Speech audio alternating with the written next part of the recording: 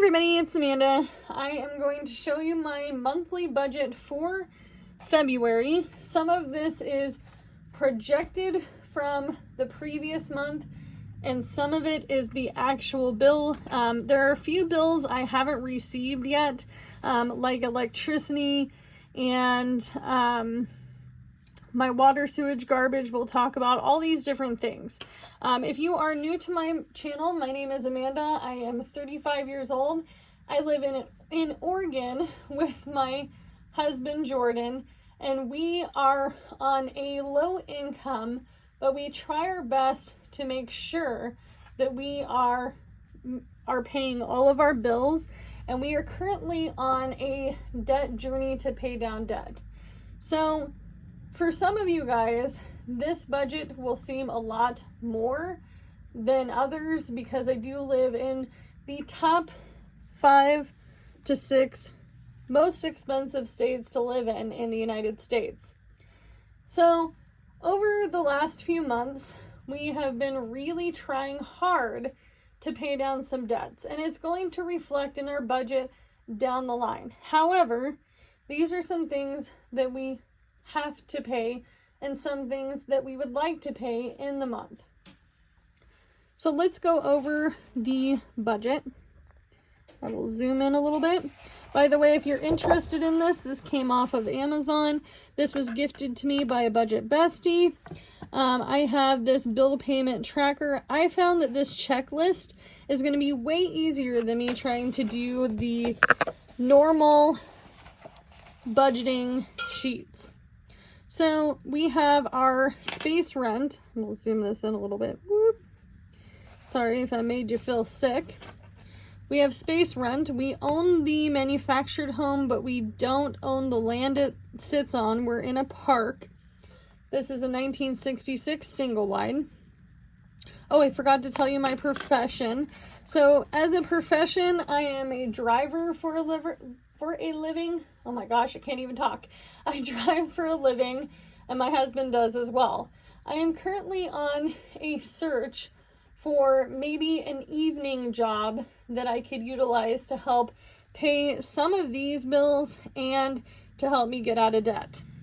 Now, I was working in a convenience store, but I had a very scary, unfortunate situation happen to deal with my safety, so I needed to not work that position. Now, I have worked a lot of other positions out there. I have been a fast food working, retail working, convenience store, gas store, low wage earning individual.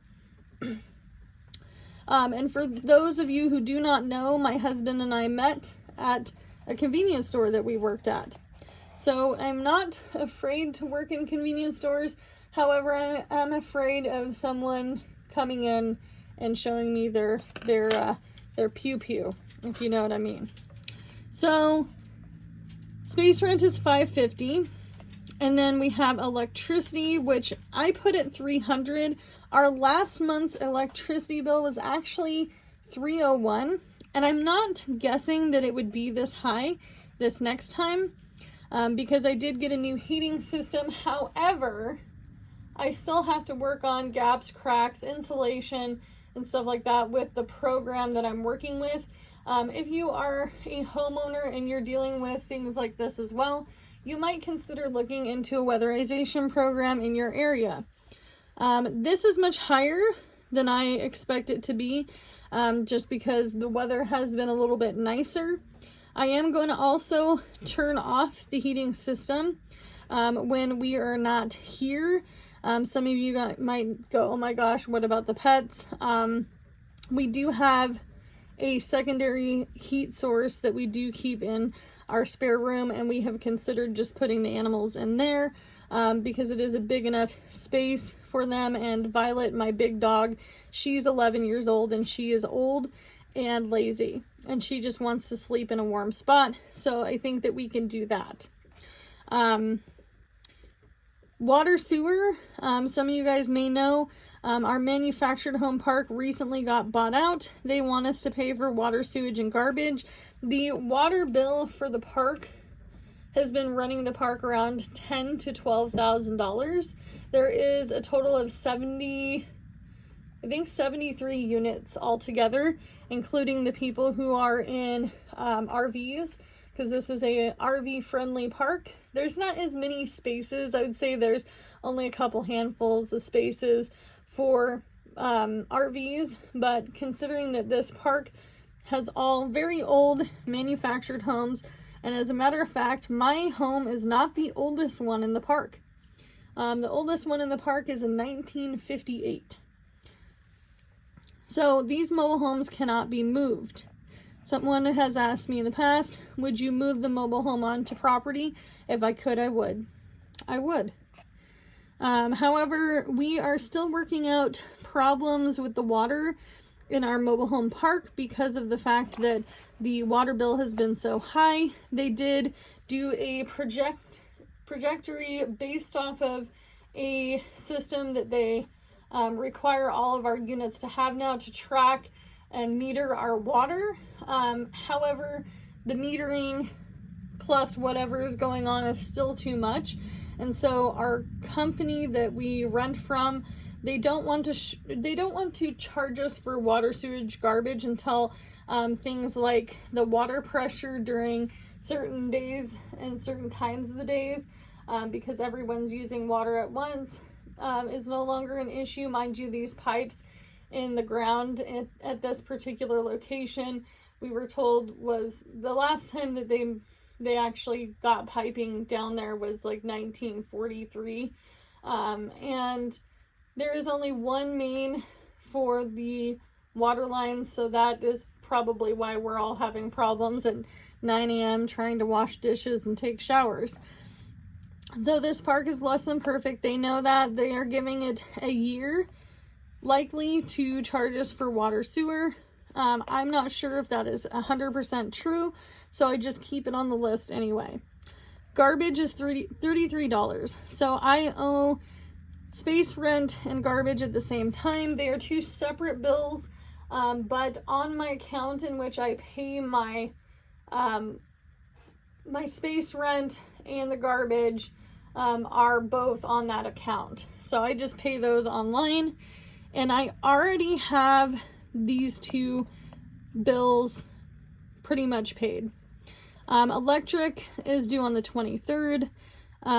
Phones is actually already paid, so the amount paid is $200 and the unpaid balance is $0. And this was an accidental situation. We did not know that we had already paid the phones for the month, so we were actually a month ahead on the phones.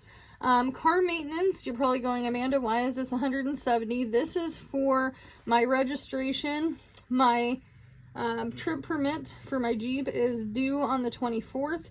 I'm obviously going to try to have that money before then. So it is not a usual bill, but it's something that I have to pay for, and I'd rather pay $170 than $130, so that way I don't have to do it for another 2 years. Okay? And then, let's see, car insurance. For both of our cars, we have older cars. I drive a 2004 Jeep Liberty. My husband drives a 01 Chevy Impala. We just have the bare bones, what is legal to drive in the state of Oregon. Basically, it's just basic insurance. There's no full coverage. What do they call that? My mind is like blank. Someone will correct me in the comments because they always do. Liability. We just have liability. We have AAA. We already paid for AAA for the year. We paid for AAA the day after we bought my vehicle, because we wanted to have the four free tows, well, 4 paid for tows a year up to 200 miles. I don't know why I was thinking 2,000. However, if they have to tow it further than that, which I wouldn't see why we would take these older vehicles on trips, long trips, we would probably rent a car if we were to go on vacation, which we never do go on vacation because of our income versus our bills and debts. However, they do give you a discount if you need to go further. Some people do not like AAA. I have unfortunately had to use one of my 4 tows because my fuel pump went out on my Jeep. So I was grateful to have it. Didn't cost me anything. They were great service. Highly suggested. You can also get, some people think that if you have full coverage insurance, it means you have towing and roadside assistance, a car rental. That is not true. Better check your stuff, because I was paying extra for that, and I am no longer paying for roadside or car rental on my insurance. Also, if your car rental, because I recently went through this in December, my 2020 Kia Sportage was totaled. If you are in a total loss situation, they do have to provide you a vehicle after the total loss is confirmed for 30 days. However, it's at a discounted rate if you only have the full coverage insurance. And the rental is actually reimbursement. So that is based off of what you paid into it. And then credit cards. This was $300 last month. It's $175. So we're going to take a small win, and we're going to give ourselves a round of applause for that, because it's better than it was before. So essentially, we are saving ourselves around $125 a month by paying off 2 credit cards. Personal debts. Now, my husband and I have some debts from the pandemic that we didn't actually get billed until way later for. We have health insurance, we have rebilled, we have gone through every which way possible. We even tried to get on a program where if you prove you're under a certain amount of income a month, that you can get a write-off from the particular hospital that you went to. Unfortunately, we do have some medical and personal bills that we are paying on, and instead of them going to collections and going on our credit reports, we are deciding to pay for those on a payment plan.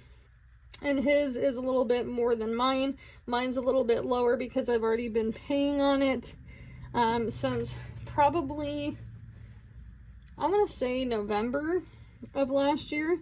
I just hadn't really found a way to explain it. Everybody has personal bills, personal debts. I don't need to explain what they are because they are personal. Buffer. I do not have a buffer. That was the one thing I failed at last month budgeting, is I think I went too gung-ho for my buffer. I want to put away $50 this month for buffer. If it doesn't happen, it is not the fail situation that you guys think it would be. It's just a buffer. If I need to dip into it to pay a bill, pay it back, instead of borrowing from my credit card, I'd rather borrow from a buffer. Emergency fund, I'd like to have 130 in that by the end of the month. And then subscriptions, these are all Jordan subscriptions, kids subscriptions. Some people want to know why I don't give my kids allowance. They don't get an allowance because I have to clean the room more than half the time. They don't do a lot of chores here. And when I do ask them to do chores, it's like, you know, dragging their heels in the ground. They're 10 and 13, both boys. If you have boys and you know. Some of us have daughters that have issues like that. So right now they're not receiving an allowance. However, I am highly considering, because my friend Diane sent me this here binder, like this one, and I'm going to make this into my summer binder because there are some things that I would like to work on. And even if I'm just doing $1 at a time, I want to make sure that even though they're not receiving a weekly allowance, that in the summertime we get to do fun stuff. Okay, and then I accounted for the weekly wallets. This is for anything that we spend weekly. This is fuel, groceries, pet supplies, laundry, because we don't have a washer and dryer at the moment because we're in this program where we're working on our bathroom hopefully soon. And the program is going to help us because that is our main source of issues with heat after doing many testings and all the different things they do with this program, because our bathroom has some gaps and cracks in it, and it needs to be basically gutted and redone. They won't do it the way that I would love to do it. It's not my income to be able to do it that way. However, it is going to be a nice, new to us bathroom. Okay. So I don't have a washer and dryer, so that's part of it. Laundry, spending money. Both my husband and I get $15 a week. A lot of people will give me crap about that, but I see what people get when they deliver food, or I see people in the store with loaded carts. We're not out there spending a lot of money. $15 a week is something that we would like to do for ourselves. We are also very invested in making sure that we have time for ourselves in our relationship. So we also do $10 a week, or, well, I'd say $8 to $10 a week for date night. But most of this is food. Wow, I put those two words together. Most of this is food and fuel. So food and fuel, spending, pet supplies. We spend about, I would say, maybe $110 lately a month on pet supplies. So that is part of the weekly stuffing. Valentine's Day is coming up. I didn't want to forget about that because it is a holiday. I told you guys I don't have an envelope in here that is for holidays. I just have my bare bones, basic taxes, emergency fund, car maintenance, future, retirement, and then bulk shop. Retirement is not on here because I keep that to myself.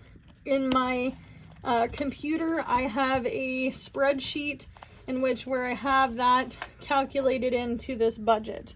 And I don't actually account for much in my retirement.